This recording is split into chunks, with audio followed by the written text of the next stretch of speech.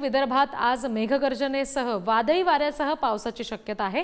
ढगाळ वातावरणामुळे विदर्भातील पारा घसरलाय। बहुतांश जिल्ह्यातील पारा 41 अंशांच्या खाली गेलाय। नागपूरसह वर्धा, गोंदिया, भंडारा, अमरावती, वाशिम, यवतमाळ या भागामध्ये ताशी 50 ते 60 किलोमीटर वेगाने वादळी वारे वाहतील अशी शक्यता आहे। 7 जिल्ह्यांमध्ये पावसाचा येलो अलर्ट दिला गेलाय। नागरिकांनी सतर्क राहावं असा इशारा दिलाय। आणखी तपशील घेऊयात, प्रतिनिधी जितेंद्र शिंगाडे आपल्याशी जोडले गेलेले आहेत त्यांच्याकडून। जितेंद्र, काय नेमकं या सगळ्या संदर्भात आणखी तपशील दिले गेलेले आहेत, कारण अनेक ठिकाणी थेट अवकाळी पावसाचा, वादळी वाऱ्याचा सुद्धा इशारा आहे।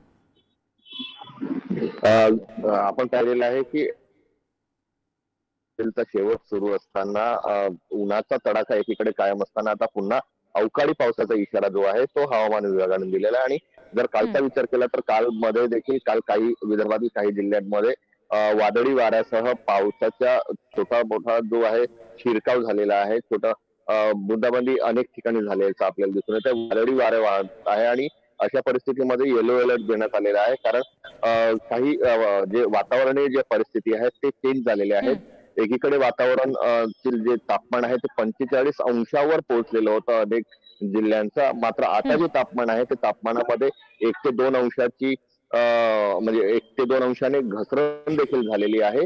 त्याचबरोबर तापमान जे आहे ते आता 40 अंशावर पोहोचलेलं असून वादळी वाऱ्यासह अनेक जिल्ह्यांमध्ये, ज्यामध्ये यवतमाळ असेल, वर्धा असेल, नागपूर, गडचिरोली या जिल्ह्यांमध्ये अवकाळी पावसाचा अलर्ट देण्यात आलेला आहे। त्यामुळे नागरिकांनी देखील त्याची काळजी घेण्याचं आवाहन जे आहे ते प्रशासनातर्फे करण्यात आलेलं आहे। आज आणि उद्या या दिवसांसाठी हा अलर्ट राहण्यात आलेला असून त्यानंतर तापमान वाढीस पुन्हा एकदा सुरुवात होणार आहे। ढगाळ वातावरण असल्यामुळे जे आहे ते वातावरणाचं तापमान जे आहे ते कमी झालेलं आहे आणि 50 ते 60 किलोमीटर प्रति तास वेगाने जे आहे ते वारे वाहण्याचा इशाराही हवामान विभागाने दिलेला आहे। त्यानुसार नागरिकांनी आणि खास करून ग्रामीण भागातील जे नागरिकांनी आहे त्यांनी सतर्कतेचा इशारा या हवामान विभागाने देण्यात आलेला आहे। त्यामुळे आज आणि उद्या जो आहे तो तापमानामध्ये घसरण राहणार आहे।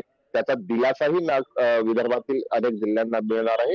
मात्र त्याचबरोबर पावसाचा अलर्ट असल्यामुळे पावसापासून तसंच सतर्कतेचा इशाराही प्रशासनाने दिलेला आहे। रिद्धी जी, जितेंद्र, धन्यवाद दिलेल्या माहितीसाठी।